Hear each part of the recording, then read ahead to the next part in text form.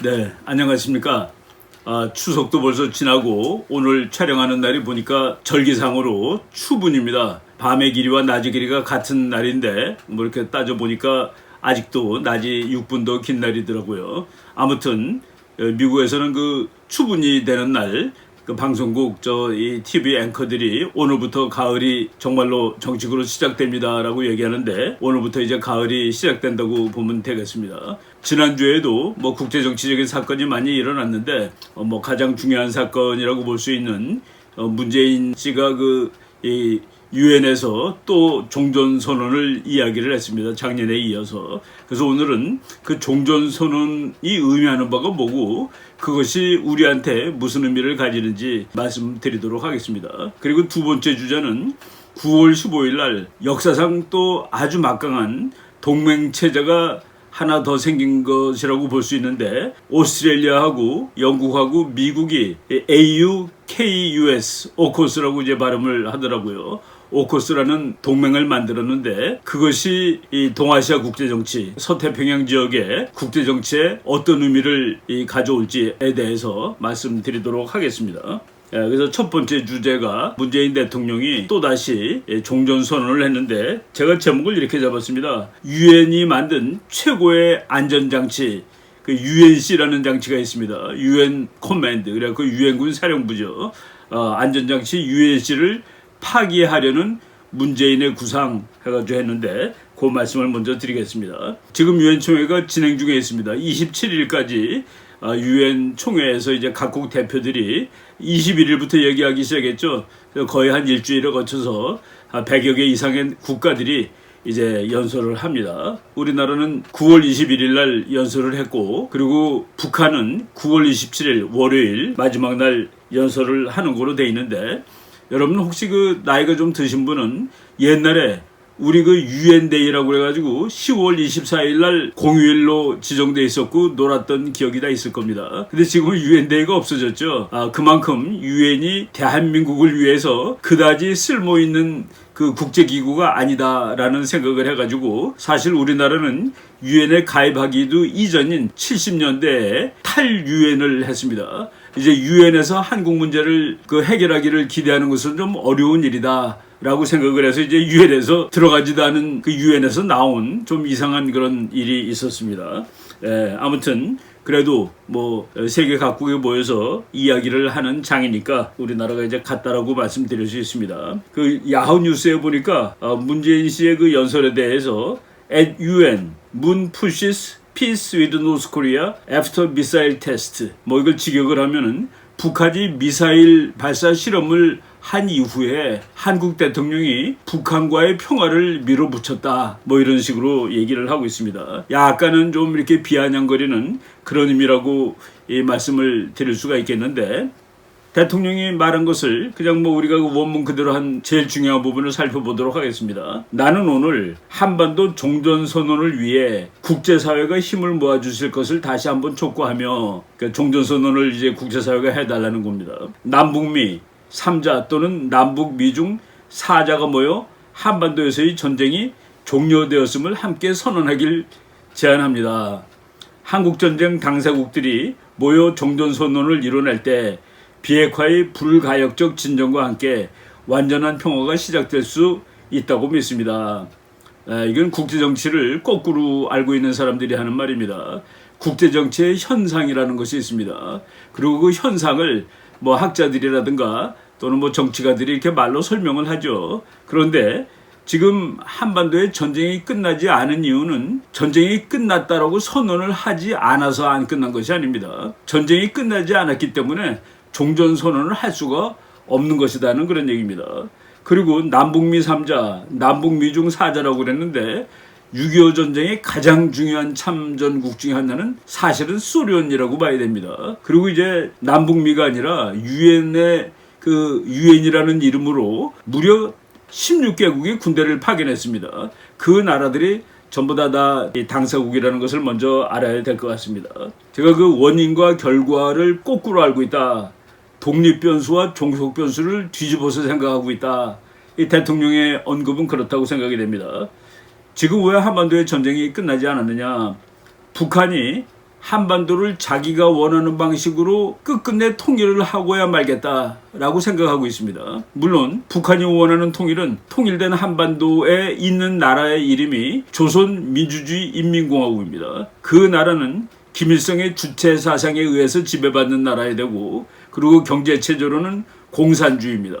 그리고 정치체제로는 독재, 이런 통일된 나라를 한반도에 만들어야 되는데 그것을 포기하지 않았습니다. 그런데 북한의 경우 이런 통일국가를 만드는 방식 중에 군사력을 통한 방식도 언제든지 가하다라는 생각을 버리지 않은 것입니다. 지금 북한이 미국까지 가는 핵무기를 만드는 이유, 지난주에 설명을 했지만은 바로 북한이 미국까지 가는 핵무기를 만들어서라도 한반도를 자기가 원하는 방식대로 통일하기를 원하기 때문에 한반도에서 전쟁이 끝나지 않았다라고 말을 해야지, 종전선언을 하면 북한이 핵을 포기한다? 이런 국제정책이 세상에 어디 있습니까? 미국에서는 종전선언 해주겠다, 좋다, 그런데 그러면 먼저 핵을 포기해 라고 접근을 하고 있습니다. 한국은 종전선언을 먼저 해주고 그러면 북한이 핵을 포기할 것이라고 얘기를 하는데 전혀 그렇지 않다는 것을 말씀을 드리고, 그것이 내포하고 있는 정말로 그 위험한 그 내용이 무엇인지를 말씀드리는 겁니다. 여러분들이 지금 그 사진 한 장 보실 텐데, 지금 뉴욕에 가면은 커다란 전광판들이 많죠. 광고하는 판들이 많은데, 그 한국의 그 원 코리아 네트워크라는 단체가 이 전광판을 빌려가지고 지금 광고를 하는데, 북한 정권이 항상 거짓 평화를 얘기하고 있다.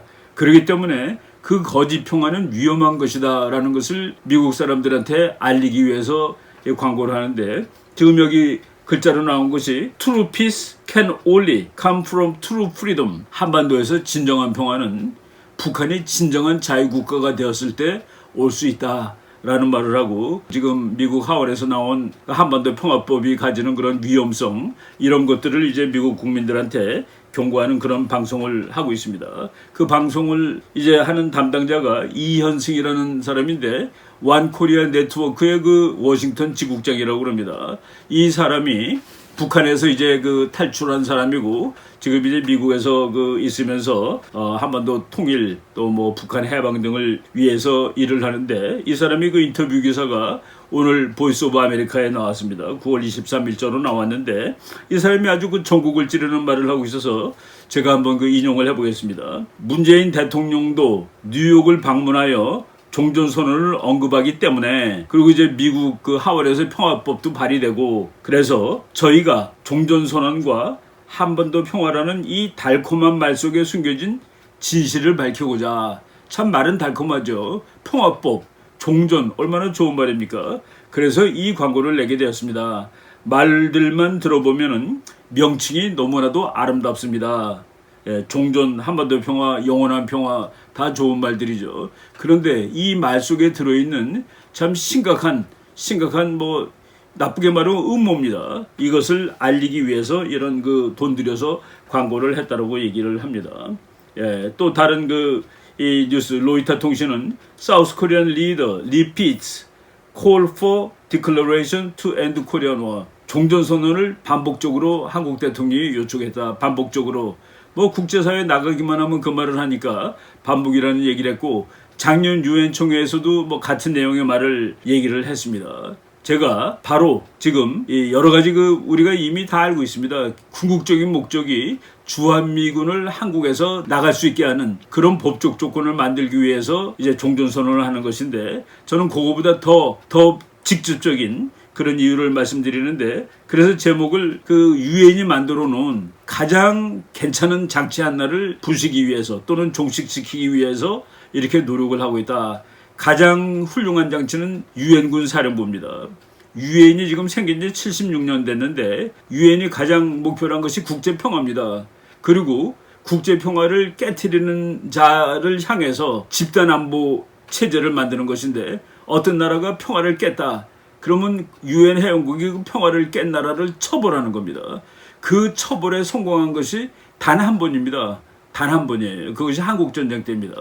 그때 유엔군 사령부라는 조직을 만들었고, 그 유엔군 사령부의 이름, 유엔군의 이름하여 그 공산 침략자들을 격퇴했고, 그리고 그 존재가 아직도 유지가 되고 있는 겁니다. 전쟁이 완전히 끝나지가 않기 때문에. 그런데 종전선언을 하게 되면은 가장 먼저 해체돼야 할 것이 유엔군 사령부다. 근데 유엔군 사령부는 유엔 역사상 가장 최고의 그리고 가장 실질적으로 기능을 했던, 그 이후에는, 한국전쟁 이후에는 유엔군 사령부가 만들어진 적도 없고, 그리고 침략자들을 향해 유엔군의 이름으로 가서 전쟁을 한 적도 없습니다. 그래서 유엔 역사상 가장 최고의 업적인 유엔군, 그리고 유엔군 사령부, 이것을 파괴시키는 것을 지금 한국의 목적으로 하고 있는데, 이것이 파괴될 경우에 어떻게 그 나쁜 일이 벌어질지, 그리고 유엔군 사령부가 있으면 뭐가 좋은지, 그거를 제가 오늘 말씀을 드리려는 것입니다. 종전선언을 통해서 평화가 오지 않습니다. 종이 쪼가리 가지고 평화가 오지 않습니다. 제가 이충군 국제정치를 통해서 뭐 수도 없이 말을 했습니다. 평화는 그 평화를 지킬 수 있는 힘의 균형 상태가 유지될 때, 또는 평화를 원하는 세력의 힘이 평화를 타파하려는 세력보다 힘이 더 셀 때, 그때 유지되는 것이지 종이 쪼가리로 절대로 유지되지 않는다. 오히려 평화조약을 맺었을 경우에, 불가침 조약을 맺었을 경우에 전쟁 날 확률이 더 높아지는 그런 경향을 세계 역사는 보이고 있다. 왜 그러냐면은 간단합니다. 평화조약을 웬만한 나라는 맺을 필요가 없습니다. 서로 싸우지 않기 때문에. 싸울 가능성이 있는 나라들이 평화조약을 맺는 거예요. 지금 대한민국은 바로 구부력에 의해서, 주한미군, 유엔군에 의해서 전쟁이 억제되고 있는 겁니다. 근데 평화조약을 맺고 이것을 없애버리면 전쟁 날 확률이 오히려 더 오른다라고 말씀을 드리는 것이죠. 유엔에서 그 연설을 했는데, 뭐 한국 대통령이 연설할 때 뭐 이렇게 듣는 사람 별로 없었습니다. 다른 나라 대통령도 별로 없습니다. 오로지 미국 대통령 정도가 연설할 때 그냥 뭐 조금 이 내부가 차 있는 겁니다. 제가 유엔에 한번 그 견학을 갔는데 졸고 있더라고요. 사람들이 앉아서, 각국 대표들이. 그래서 농담으로 그랬습니다. 저 사람들이 눈 동그랗게 뜨고 귀 쫑긋 하고서 들으면서 서로 시비 거는 것보다는 차라리 조는 것이 평화를 위해서도 좋겠다 라고 얘기를 했는데, 저는 뭐 개인적으로 유엔의 기능에 대해서 정말 한국전쟁 빼놓고서는 유엔이 그렇게 특별히 기여를 한 것이 있는지에 대해서 좀 회의적인 견해를 가지고 있습니다. 이거는 뭐 여러분들이 지금 보는 사진은 72차 유엔 총회니까 한 4년 전 거네요. 트럼프 대통령이 연설을 할 때는, 그때는 정말 그 사람이 많더라고요. 그때 트럼프 대통령이 좀 미국 대통령하고 좀 다른 그런 스타일의 외교 정책을 폈기 때문에 전 세계 그 대표들이 전부 모여서 이제 그 듣는 그 장면을 뭐 자료를 준비하다가 그 사진에서 찾았습니다. 뭐 우리나라는 요번에 뭐 무슨 방탄소년단인가는 뭐 젊은 그 뭐 가수들도 데리고 간 모양인데, 뭐 사람 없는 데서 이렇게 공연하고 이래가지고 많은 이 평론가들이 좀 비판을 하고 있습니다.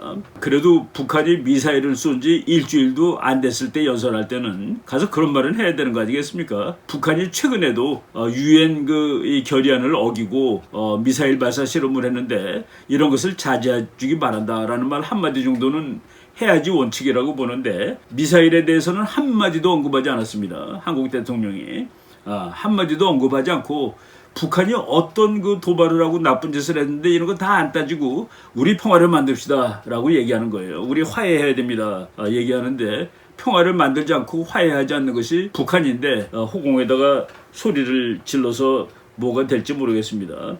뭐 종전선언 얘기 지금 했지만은, 종전선언이 됐다 그러면 가장 먼저 없어져야 될 것이 유엔군 사령부입니다. 유엔군 사령부가 없어야 되고, 유엔군 사령부하고 또 미군하고 직접 연결돼 있죠. 뭐 대통령이 중국, 미국, 한국, 북한, 또는 뭐 중국은 빼고 미국, 한국, 북한, 뭐 미국이 제일 중요하겠죠. 이 세 나라가 종전선언을 했으면 좋겠다라고 얘기를 했는데, 미국이 종전선언을 해주면 어떻게 되겠습니까? 그럼 여기 있는 미군이 사실은 그렇진 않아요. 순법으로만 따지면은 여기 와 있는 미군은 한국과 미국이 이 전쟁 끝난 다음에 1953년에 한미 방위조약을 맺었기 때문에 여기 와 있는 겁니다.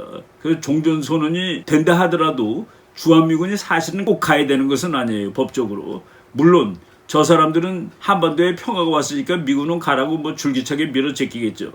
그것을 위해서 이제 얘기를 하는데, 그것은 조금 뒷단계의 일이고, 첫 번째 단계는 유엔군 사령부 해체, 유엔군 사령부 와서 전쟁했는데 한국 전쟁이 종전이 됐으니까 당연히 해체해야지라고 해서 밀어붙일 겁니다. 뭐 지금 제가 말씀을 드렸듯이 한국 대통령은 종전 선언이 이루어지면은 북한이 평화가 왔다고 믿고 핵을 내려놓을 거다라고 얘기하는데 그 논리가 어디에서 추론됐는지는 도무지 뭐 국제정치학 내가 아는 실력으로는 추론해낼 수가 없습니다.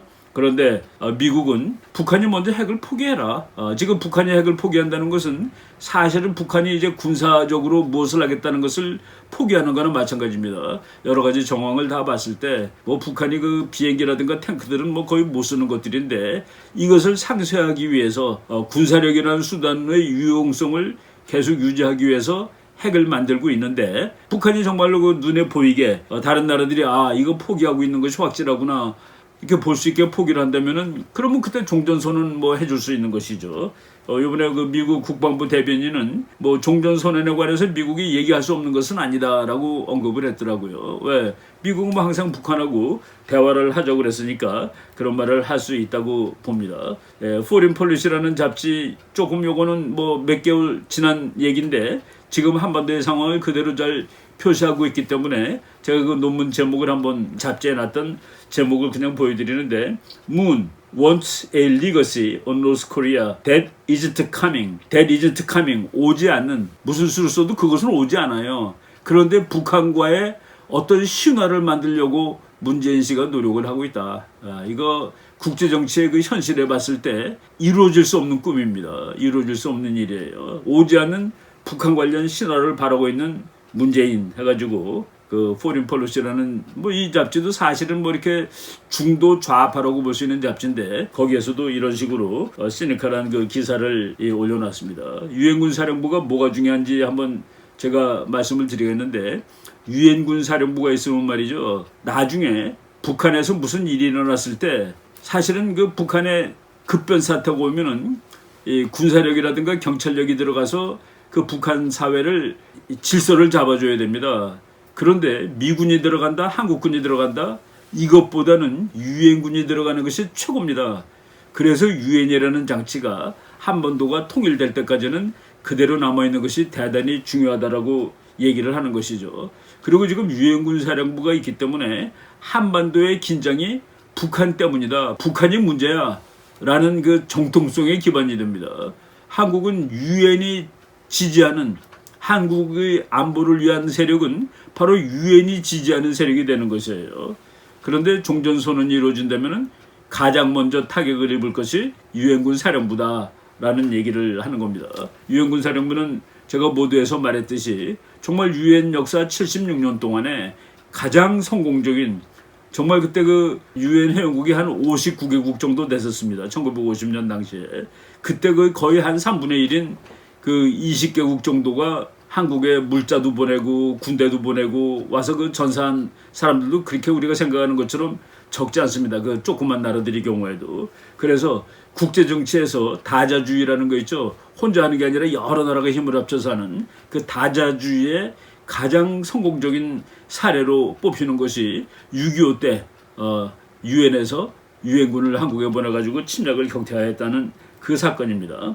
여러분들 뭐 유엔 깃발 많이 보셨죠? 유엔군 사령부가 이제 만들어진 것이 한국전쟁 나자마자 7월 5일입니다. 그러니까 한국전쟁 나고 딱 열흘 만에 유엔군 사령부라는 것이 만들어졌고 그때 메가더 장군이 유엔군 사령관이 됐죠. 그래갖고 전 세계 16개국이 군대를 파견했는데 전부 다 유엔군의 깃발 아래 와서 그 전쟁을 했습니다. 그래서 이제 이것은 그 사상 최초의 국제연합군이고 그리고 유엔 헌장에 의해서 최초의 집단안보가 시도된 것이고 그것이 성공되었다. 집단안보라는 건 말이죠. 예를 들어 다섯 나라가 집단안보 체제를 만들었다. 근데 한 나라가 공격을 했어요. 그 위 네 나라가 힘을 합쳐서 그 공격자를 처벌하는 것이 집단안보의 원칙입니다. 그런데 그 세계 그때 뭐 대부분의 나라가 유엔에 들어가서 집단안보를 성공리에 그 실현했던 그런 사건이 한국전쟁 때 유엔군 파견한 것이고 유엔군 사령부 만든 것입니다.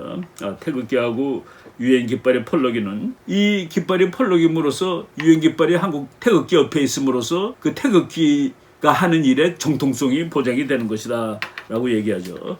맥어더 장군 왔고, 그래서 그 유엔군 사령부는 항상 이제 미군은 미군 깃발이 있고, 그다음에 유엔군 사령부 깃발이 있고, 한국 깃발 이렇게 같이 세워가지고 지금 한국에 와 있는 미군의 정통성을 이제 보장을 받는 겁니다. 여러분이 약간 그 색이 흐려진 사진이지만은 제가 한번 찾아봤는데 유엔군 사령부를 만들고, 그리고 미국 육군 참모총장이 동계에 있는 다이이치 빌딩이라는 거기에서 맥아더 장군한테 유엔군 사령부 깃발을 건네주는 뭐 그런 그 행사를 했는데 우리가 이제 많이 보던 사진입니다. 유엔군의 이름하에 한국에 미군이 와서 싸웠죠.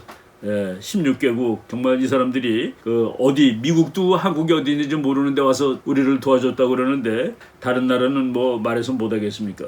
제가 이제 자료를 준비하다 보니까 한국에서 전사한 이 유엔군 병사들 보니까 영국군이 746명이 전사를 했더라고요. 적지 않은 숫자입니다.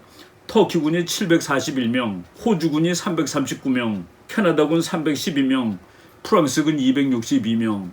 이런 사람들이 우리나라를 위해서 와서 이렇게 목숨을 바친 거죠. 여기 미국은 안 나왔는데 미국은 뭐 3만 명 이상, 거의 한 3만 5천 명 정도가 이제 목숨을 잃었기 때문에. 근데 이제 보니까 재미있는 그 지도가 나와 있는데 미국에 50개 주가 있는데 각 주별로 뭐 미군이 이제 전부 다 그 징집돼 가지고 한국 전쟁에 왔으니까 1,000명 이상의 전사자를 낸 그 주가 이렇게 빨간색으로 표시되어 있는데 캘리포니아주, 텍사스주, 미주리, 일리노이, 켄터키, 오하이오, 미시간, 펜실베니아, 뉴욕주, 이 주가 주 출신의 그 젊은이들 1,000명 이상이 한국에 와서 이제 목숨을 잃었더라고요. 그러니까 영국이 나라 중에서는 두 번째인데 746명. 그런데 미국은 1,000명 이상의 그 희생자가 난 주가 거의 한 10개 되는 뭐 그 정도 이런 일을 통해서 이들이 유엔의 이름하에 와서 한국이란 나라가 1950년 여름에 거의 없어질 뻔했는데 없어지지 않고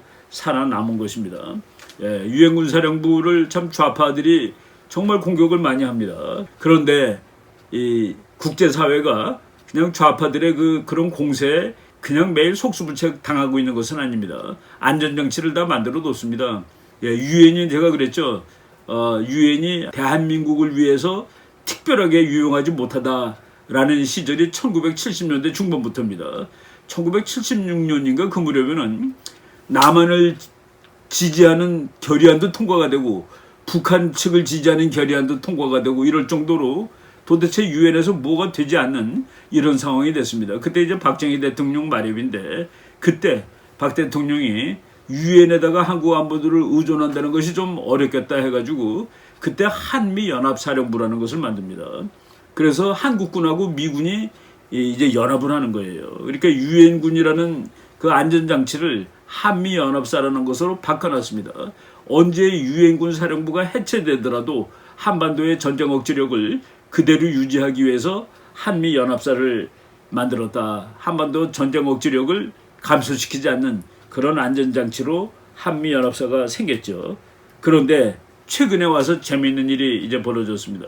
제가 한번 이충근의 국제정치에서 한번 소개를 했었는데 한미연합사 사령관이 이제 미군 대장이죠.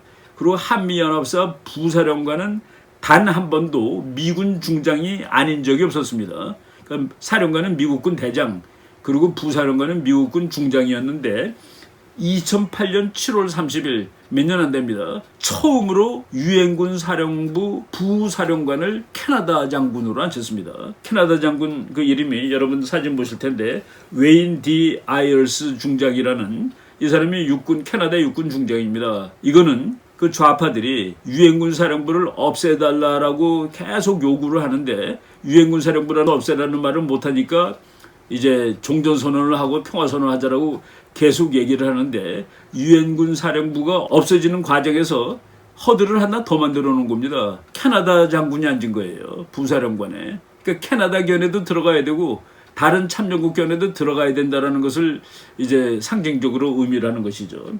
그 에이어스 장군이 7월 30일 날 2018년 7월 30일 날 역사상 처음으로 그 유엔군 사령부 부사령관이 됐는데 그분은 지금 이제 한국에서는 떠나고 캐나다에 가서 육군 참모총장직을 지금 수행하고 있습니다. 계급은 그대로 그냥 별셋으로. 그리고 그 후임으로 온 사람이 호주 해군 중장입니다. 호주 사람이 유엔군 사령부 부사령관으로 다시 왔다. 그러니까 유엔군 사령부를 해체하려는 그 의도를 막는 또 다른 장치로서 이제 미군 중장이 아닌 그 캐나다, 호주, 요번 오신 사람은 스튜어트 메이어 제독인데 해군입니다. 그래서 호주의 해군 중장이 유엔군 사령부 부사령관으로 지금 근무하고 있다. 그래서 사실 그 유엔군 사령부를 없애고 싶어 하는데 유엔군 사령부 없애는 것은 간단한 일은 아닙니다. 휴전 협정에 의해서 이제 이 유엔군 사령부가 따르는 하나의 룰인데 휴전 협정을 변화시키기 위해서 그리고 유엔군 사령부 임무를 변경시키기 위해서 개별적인 정치적 합의 혹은 한국 전쟁에 참전한 모든 당사국의 상호 합의가 필요하다라는 규정이 있어서 이게 쉽게 없어지는 것이 아닌데 이게 유엔군 사령부는 미군이 다 하는 거 아니야?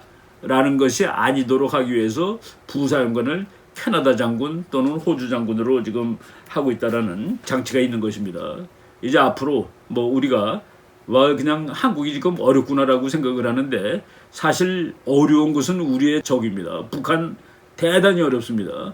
중국도 지금 쩔쩔매고 있어요, 경제적으로. 그래서 이제 어느 날 이제 우리가 원하는 통일이 상당히 가까워 있을지 모릅니다. 그리고 통일이 와 있을 때 제일 먼저 들어가서 정말 국제사회의 어떤 그 비난을 받지 않고 북한을 안정화시키고 그 북한을 한국하고 통합하는 그런 역할을 할 수 있는 그 대단히 좋은 안전장치가 유엔군 사령부라고 저는 생각을 합니다. 바로 그 유엔군 사령부가 지금 존재하고 있고 그것을 없애려고 많은 노력을 하고 있습니다만은 쉽게 없애지지 않을 그런 장치가 있다는 것을 말씀을 드렸습니다. 이제 우리한테 좋은 날이 나는 오리라고 봅니다. 그 날을 기다리면서 그때까지 한반도의 그 안정과 평화를 유지하도록 노력을 하고 그 날을 기다리면서 대비하자라고 말씀을 드리겠습니다. 네, 오늘 그 첫 번째 강의는 여기까지 하고 최근에 이제 만들어진 그 호주, 영국, 미국의 그 안보 동맹에 대해서 두 번째 주제로 말씀드리도록 하겠습니다.